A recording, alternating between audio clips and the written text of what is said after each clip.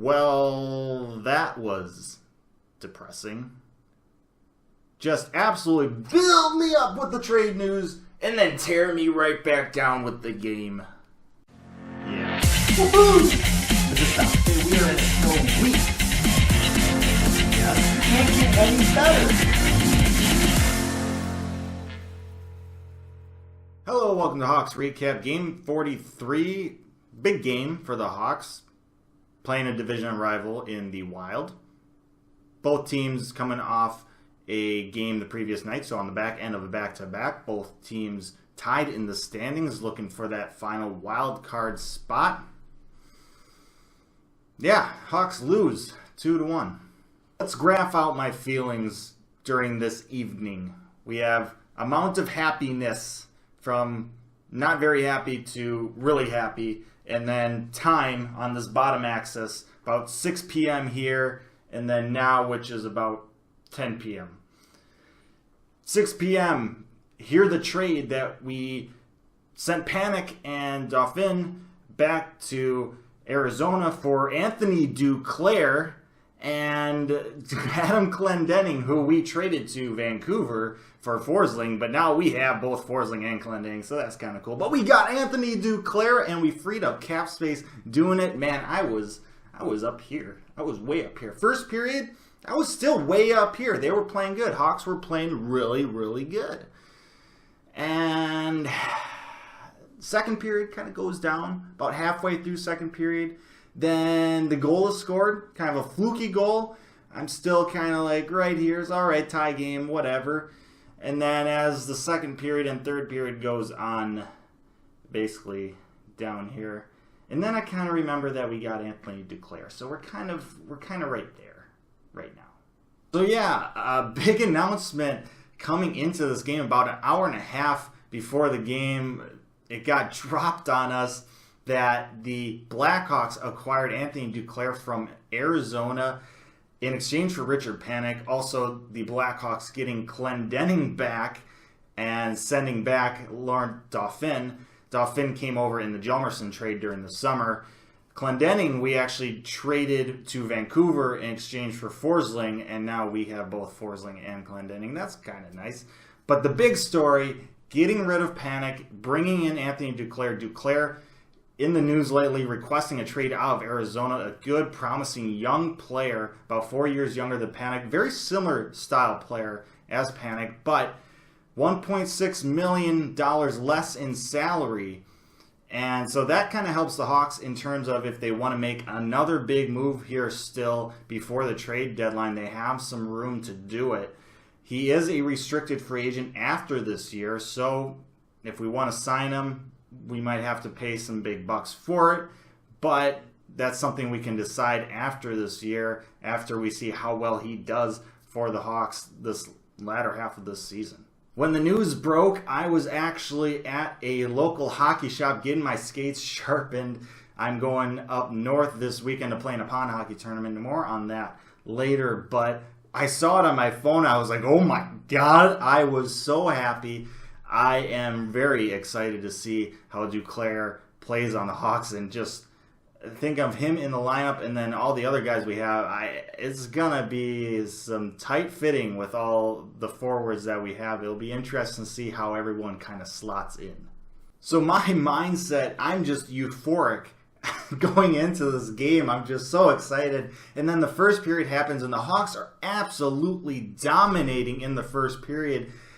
It looks like the Wild are just completely outclassed. The Hawks find a way to get a goal from Seabrook out of everyone. He's back in the lineup in this game after getting a healthy scratch in the previous one last night against the Ottawa Senators. Of course, he gets on the board. Kind of typical in that facet. But Hawks get a 1-goal lead in the first period and just an onslaught of chances in that first period. But they can't put any more in, and that ends up kind of becoming their downfall as this game progresses. Now, the Wild end up using a coach's challenge to challenge that the Hawks came into the offensive zone in an offsides manner prior to the goal. The problem is that a lot of people see in this situation is that the Hawks entered the zone like 40 some seconds prior to the goal being scored, there was plenty of offensive zone time and plenty of chances for the Wild to clear that puck, or so people say. Personally, I don't agree with that. I think that it doesn't matter if it's 3 seconds or 3 minutes. An offsides is an offsides. Time really shouldn't be subjective. I mean, where do you even draw that line if you say it is? Is it 15 seconds, 30 seconds? What is it? It doesn't make sense to put that type of restriction on it. Now, a lot of people will say, well, once the defending team touches the puck, well, what if they're just whacking at the puck in the corner with their sticks?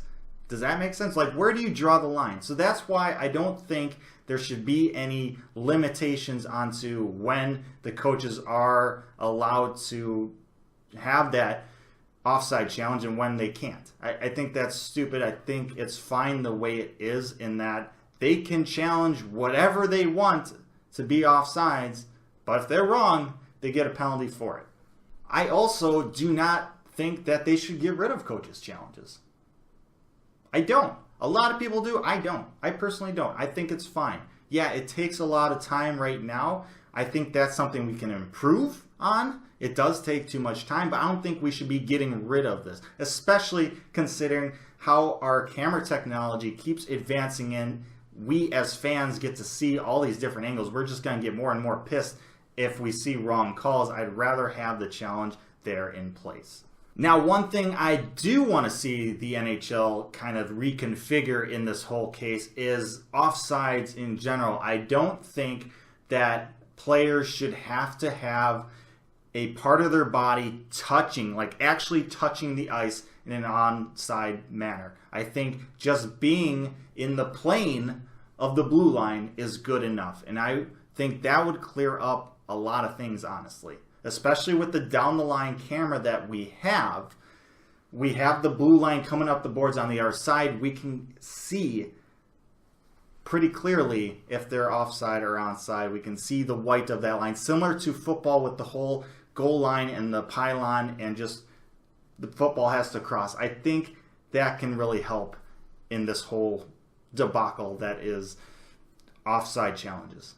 Now, coming back into the game and into this challenge, they ended up confirming that the play was onside and the goal stands, although I would argue that they didn't really confirm it. It was more like there wasn't enough conclusive evidence to overturn it. I could have seen this going either way. There just wasn't conclusive evidence. And so I think staying with the call on the ice is the best move in this type of situation. The NHL needs to change their wording and phrasing, and instead of saying it's confirmed, they need to just say there wasn't any conclusive evidence. The call on the ice stands. So the Hawks with a great first period, go into the second period with a 1-goal lead, but then as the second period kind of wore on, you could see the Wild getting more and more confident. The fact that they somehow survived that onslaught of a first period and are only down a single goal. And hockey is the type of game where pucks can bounce in weird ways, and you can get some puck luck and things can change just like that. And that is what happened. Brodin takes a shot from the point. It goes off Wingel's stick and just kind of flutters on by Forsberg and into the back of the net. And just like that, this game is somehow tied. Now, you got to credit the Wild rather than just say it's all puck luck here. Once the Wild started attacking the Hawks below the goal line, they started to have a lot more success. And the Hawks just weren't prepared to play that type of game. Back end of a back-to-back, you're double shifting Patrick Kane, who I just don't agree with that strategy, especially on the back end of a back-to-back. You're essentially saying, hey, have Kane play mediocre on 2 lines rather than just give all his effort on 1 line. And although Kane is an absolutely fantastic player and can take over games, I think it's just asking way too much out of any player in this situation. But getting away from Kane, the entire Hawks defense, I thought, played pretty poor in this game. It wasn't just Seabrook coming into this game. I know a lot of people are going to try and say, hey, Seabrook got back in this game. He's awful. This is the reason why the Hawks stunk. No, a lot of the defensemen just played absolutely atrocious in this game. Keith had a pretty bad game.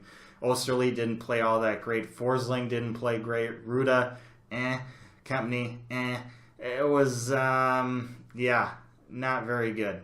Speaking of defensemen, on the flip side, 3 minutes into the third period, Ryan Suter unleashes a wicked shot over top of Forsberg's shoulder to put the Wild up 2-1. And then they kind of just sat back, and the Hawks just could not play a 200-foot game in this one, especially in the third period. In the back end of a back-to-back, they wasted a great first period effort with 2 periods of shoddy play. So the Hawks lose at home to the Wild by a score of 2-1. Kind of came into this game with a bang and came out of this game with a whimper.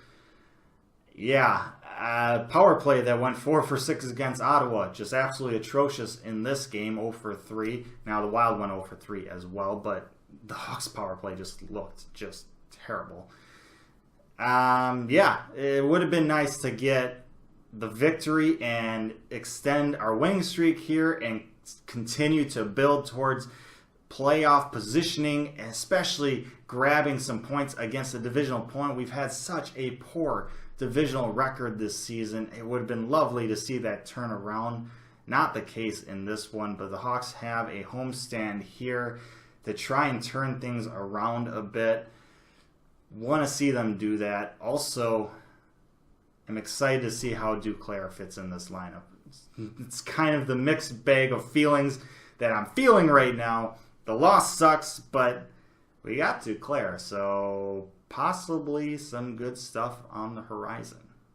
Thanks for watching this episode of Hawks Recap. Like I mentioned, I'm going to be out of town playing in a pond hockey tournament this weekend, so Friday and Sunday's games, I'm going to do the best I can to get videos out right away, but I can't make any guarantees. Please stay patient with me over this weekend. I'm going to try the best I can.